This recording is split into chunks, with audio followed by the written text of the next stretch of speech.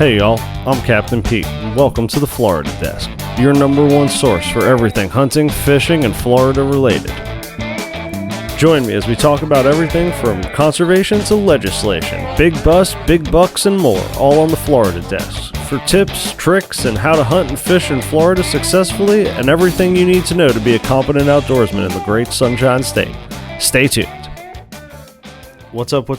How's everyone doing today? I'm your host, Captain Pete, and thanks for tuning into the Florida Desk for another episode. This is episode 3.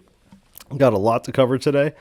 We are going to be talking about how to find sheds to help kind of sum up the previous episode that we did. And then we are going to talk about antler regulations and what is a legal deer in the state of Florida and kind of how FWC breaks it down and just kind of give you a little insight if you're new to hunting. Going to do that at the end, so if you already know the rules, you can tune out. But hey, I appreciate it if you'd stay tuned for the whole episode because you may learn something new anyway. And one other quick thing, it's just about the schedule of this podcast. I've been super busy lately. I was going to try to do like 2 episodes a week. Unfortunately, my time is just not that flexible, and these take a little bit of time to do. So I'm going to be just releasing for right now 1 episode every Tuesday in the morning, so you guys can tune in every week, and there will be a new episode. All right, so let's say you're on Instagram, and you're scrolling through, and you see someone like Shed Crazy. And you're like, man, I want to make a living picking up sheds. The first thing you do is you do not move to Florida because that will never happen in this state.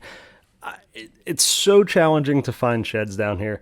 And on top of that, antler growth isn't super large down here. Normal entries for Boone and Crockett for whitetail are 160. And in Florida, our record buck is a little over 200, and that was completely irregular. It was killed by James Stovall, and it's an absolute monster and a unit for the state of Florida.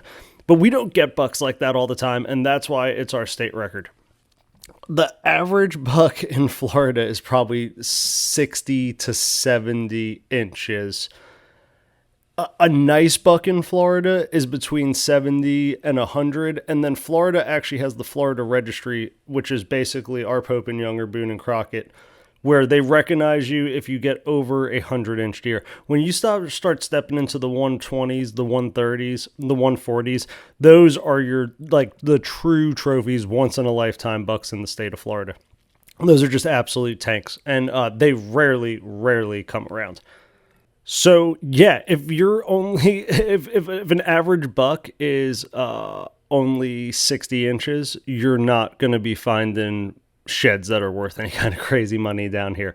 But that doesn't mean that they aren't as cool. Aren't as cool to find as anything else. I've shed hunted out west personally, and I probably get more enjoyment when I find the shed in Florida because I know how hard I had to work to find it and like how much effort I had to put in. And they're just rewarding in different ways.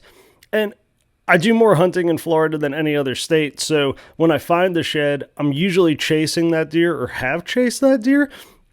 So it really makes a difference where compared to where you go out west and you'll walk around and you'll pick up 5 or 6 sheds.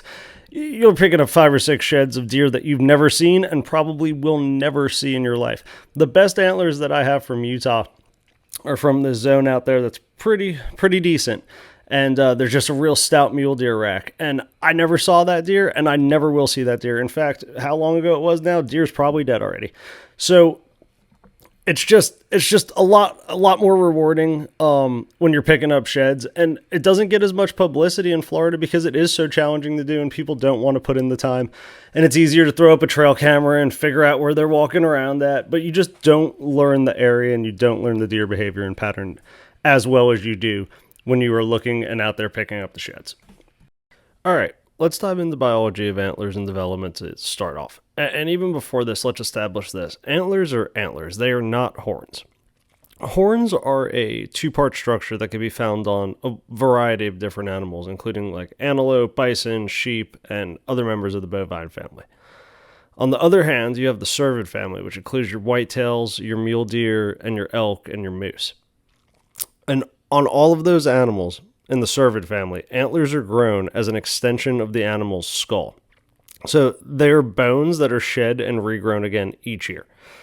And the antlers grow from a pedicle, which is the attachment point to the animal's skull. So in the last episode, that's what I was saying. There's like a little blister on the top of their head, it almost looks like. And it's like circular shaped. And if you had the antler, you see on the bottom that there's a circular shape to that antler. So those 2 points kind of fuse together. So there's 3 parts to the antler development. There's the growth, there's mineralization or hardening, which is where the velvet falls off. And then there's casting, which is better known as shedding or dropping of a buck's antlers.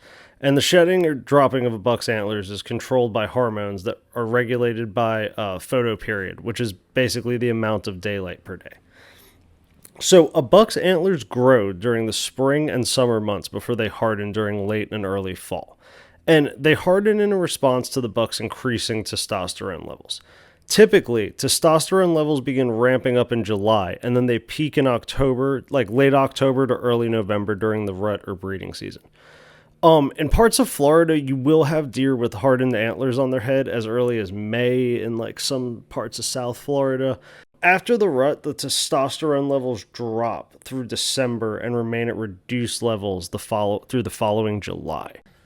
So this is the period of the time that we're in right now, is the deer are trying to grow out their antlers, basically. They're covered in velvet, and we're getting close to the point where the velvet will start to come off. And when the velvet starts to come off, it basically kind of like peels, and it often has a bloody look. That is the mineralization process taking place right there, and that is the hardening of the antler. Once that soft velvet comes off, that antler firms up and that bone just completely solidifies so that these deer are able to fight each other during the rut. The antler and pedicle only remain connected at times when testosterone levels are elevated enough to maintain that bond. When a buck's testosterone levels fall drastically, a bone cell known as an osteoclast forms. So the osteoclast removes the connective bone tissue by reabsorbing the calcium between the antler and the pedicle, resulting in the breaking of the bond, and that results in the buck shedding its antler. Sometimes a buck will shed both antlers at the same time, or it may even shed one antler and carry the second one for hours or days before shedding it. I've seen up to a week. I've been hunting before, and I've seen one that was pretty noticeable or identifiable, that you could tell it was the same deer as last week, and it still had it, and then the next day I had seen it and had both of them off. Testicular issues on male bucks can have a significant impact on testosterone levels, which again can alter the growth. Other injuries that were rut sustained, fire or weapon related, or vehicle related could also have an impact on antler growth. All right, so why did I just take all that time to explain to you how a deer basically drops an antler off? Because it is going to help you drastically in the future, not only for your hunting, but also for finding them. And I think that's why most people tuning in here today is to try to figure out, hey, how could I better my odds of success at finding some antlers in Florida? And while I would love to tell you that information to help you out, there's one other thing we have to go over first before we start talking about where to be looking for sheds. And that is the color of the shed when it is on the ground off of the deer's head. So in Florida, when deer have antlers on their head, there's 2 colors that you're going to find. There's going to be either extremely, extremely dark, and that means that those deer are hanging out in the trees or deep in the brush. Or there's going to be a lighter white color, which indicates that they're a little bit less mature than the darker ones. The darker ones also mean that they're a mature buck. But not only a little bit less mature potentially, but also just area of where they're hanging out. If they're hanging out in a sandy region, they're going to be a lot whiter. If they're hanging out in grassy plains, they're going to be a lot whiter. If they're hanging out in swamps, they're going to be super dark and just super gnarly. So, with that being said, when an antler hits the ground, all bets are off for what color it is. That antler can be anything from white to pretty much pitch, I don't want to say black, but a super dark brown, depending upon the conditions that it's found in or where it's laying at. So there's basically 5 colors that you're looking for. It's going to be a bleach white, a yellowish white, green, a dark brown, or if it's fresh enough, it's going to look like an antler right off of a deer's head that's still alive. And those always catch you off guard, because those ones sometimes you're just you're not looking for that because of how many other ones you find in other conditions that it really throws you off when you find that perfect specimen. So the first area that I like to look for sheds is in sandy patches that are just completely bare. There's something about those sandy patches in Florida that the deer just eat up when it comes to dropping antlers. I don't know if it is the like I if I my best guess is that when they put their head down and they're being irritated by the sheds, they're able to actually push their sheds into the sand a little bit, or into like that softer sandy mix. And that allows them to like kind of roll their head around. And when that happens, I think it's like an easier, gentle way for them of popping off those antlers if they're bothering them, as compared to if they just went up and like were rubbing them on a tree like they normally do, but like kind of smacked it against the tree. I feel like it could almost injure them more. A little bit off topic, but not really. There's a lot of guys out in different places in the country that basically set up corn piles, and then near that corn pile or right on top of that corn pile, what they'll do is they'll put like chicken wire mesh. And what that does is when the deer goes down, it snags that and it'll rip them off. Now, the problem with doing that is that it's been shown that it actually will rip off part of the pedicle, and you can actually damage the deer's skull by doing that. So that is not advised, not ethical, and it's just, honestly, guys, it's not sportsmanlike. So please refrain from doing that. But the point of sharing that is that when a deer runs up on a tree, it's kind of like a similar principle. It's like a harder surface. So if they get it and if they're pushing on it or it gets hooked and they pull, I feel like it probably could damage it the same way that chicken wire does. So I feel like that's personally why I like to start looking in the sand. I found a majority of them there. And it's easy spots to look for because you'll be walking around in the woods and all of a sudden you see a big patch of sand. That's just how it is in Florida. I mean, the state is literally it's an island made of sand, or a peninsula made of sand. Sorry.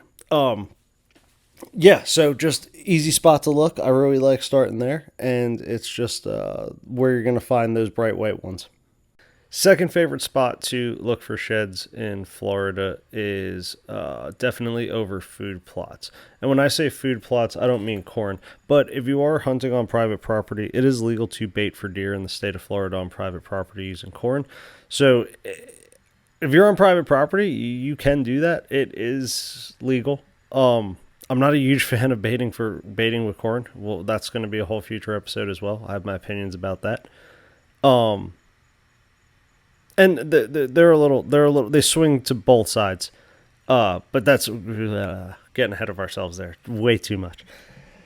Yeah, but if you do have private property and you are putting out corn, yeah, I would definitely, if you're doing it year round, I would definitely be taking a look over those corn piles, or at least in around that area where you see those trails coming in and out, and searching those trails around that feed.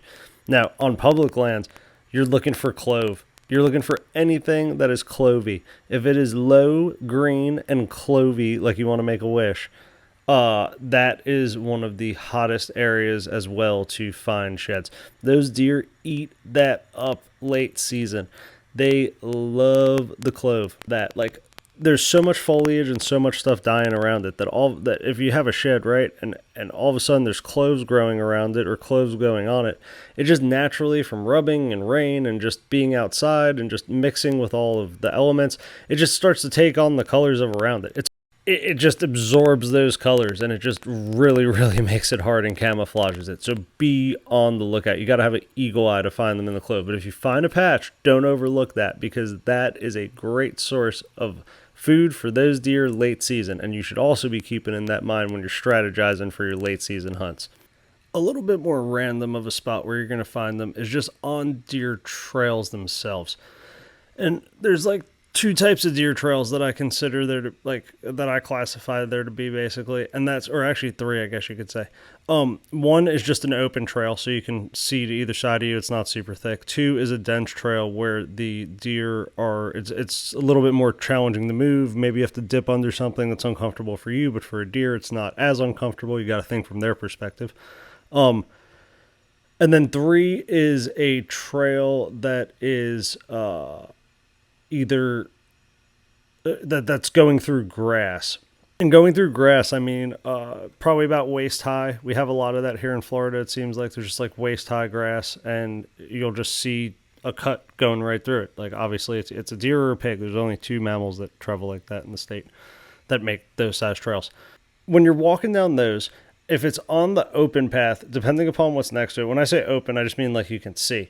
Now, sometimes part of the problem is that you're walking over palmetto bushes that are down, like old crusty ones. And a lot of times, unfortunately, there are sheds underneath of those palmetto bushes because the deer was walking down that open trail, shook its head or stomped or did whatever, and the antlers fell off or both antlers fell off.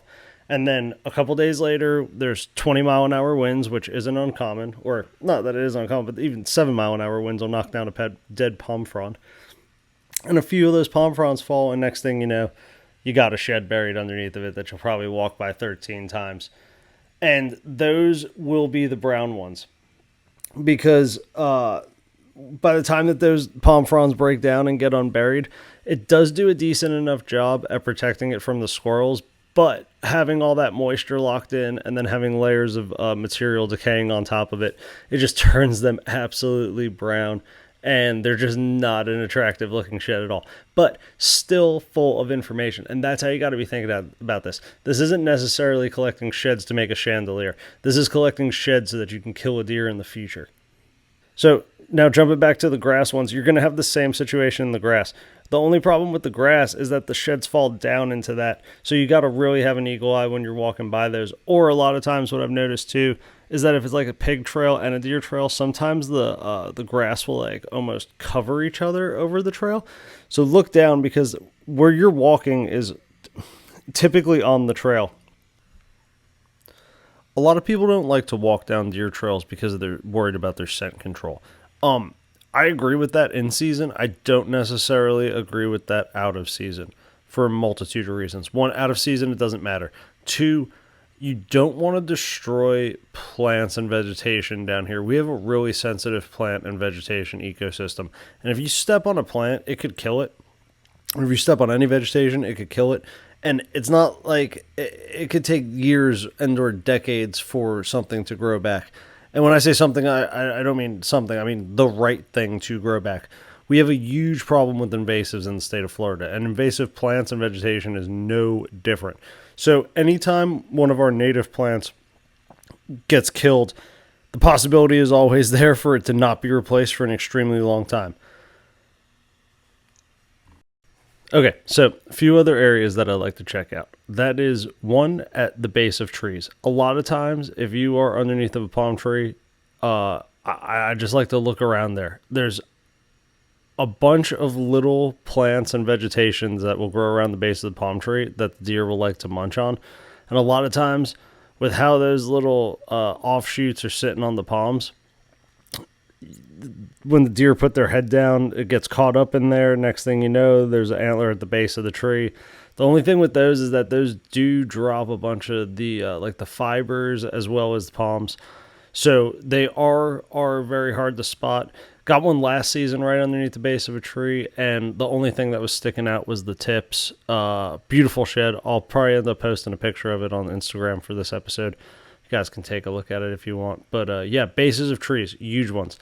Also, not just base of palm trees, base of all sorts of trees, because their deer are rubbing, the deer are scraping.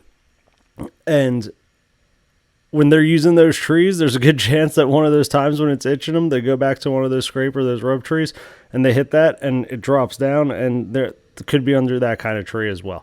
Now, I left this out of food plots and kept this in trees, but one other area that you may want to look is underneath of a tree that's dropping acorns.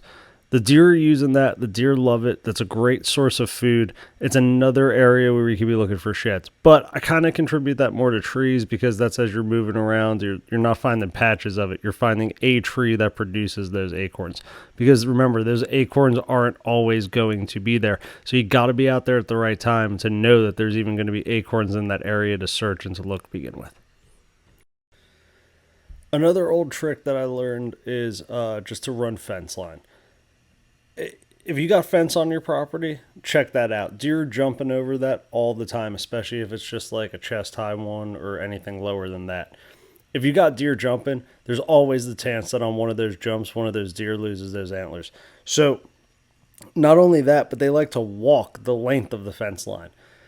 And Sometimes that's because it's just the easiest method, right? So if there's a fence and there's a hole in the fence that they're using to get through, maybe they just pop through that hole, walk 100 yards down the fence line, and then they pick up a trail where it's convenient for them. So anywhere where there's long periods of fence that a deer can physically walk right next to, I'm always looking in that area for sheds, because you will not believe how many times you find them leaned up against some metal post, or leaned up against some chain link, or just leaned up or right underneath the bottom. You won't believe how many times I have seen them in close proximity to a fence line. More than I would like to count, to the point that I start my season usually by running the fence lines, just because it's one of the easiest ways and easiest methods to get done and go clean up some of the sheds. I think it's one of the most productive, and I think it's also one of the easiest, so that's why I do it first. And in a similar manner to fence lines, edge habitat.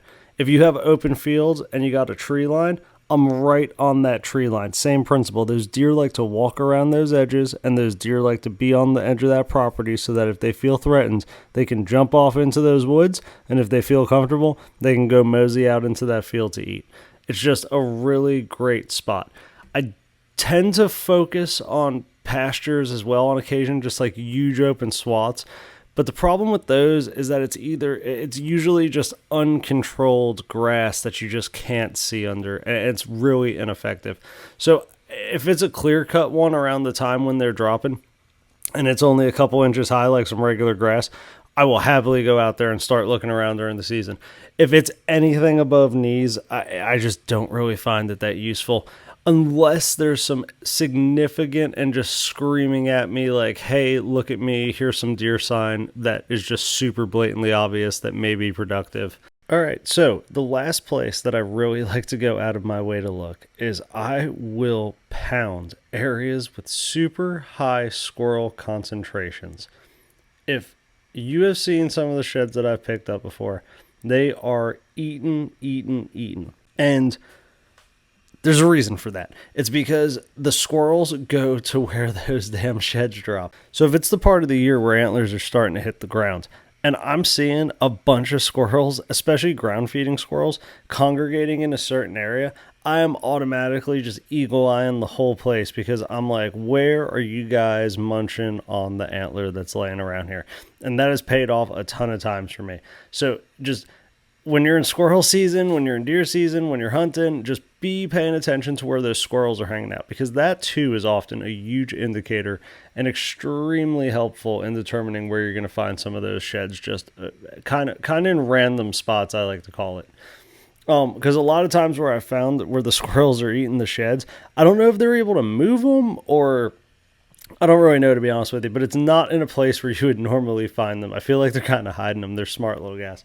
All right, and just to kind of wrap everything up, just a little hint. When I find a shed in Florida, I immediately do two things. I stop what I'm doing, I look down, I look up, I say, thank you, God, and I immediately pull out my phone and put my pack down. I put my pack down right where the shed is, and I usually pick up the shed, leave it, check it out, inspect it, see what's up, maybe snap a quick photo. Then I'll put it back on top of my pack. I will then take out Onyx or whatever, and I will mark that shed location, because that shed location is oftentimes where they will happen again in the future. So now you have that data, and you're just building that bank.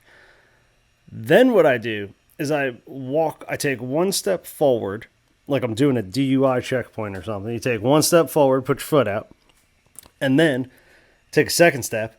And then I start doing concentric circles around my pack in an attempt to find the matching set. Because if he threw down one antler, there's a chance that he may have thrown down another one in that area.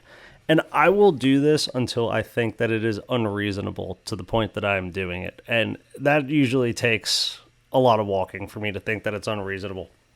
Now, there are some hints. If you are on a trail and you find one, I would continue along the trail before I started going off trail and just trying to find crazy areas where this shed may be, when it could just simply be on that trail. But yeah, a lot of them I've seen are within an arm's length apart of each other.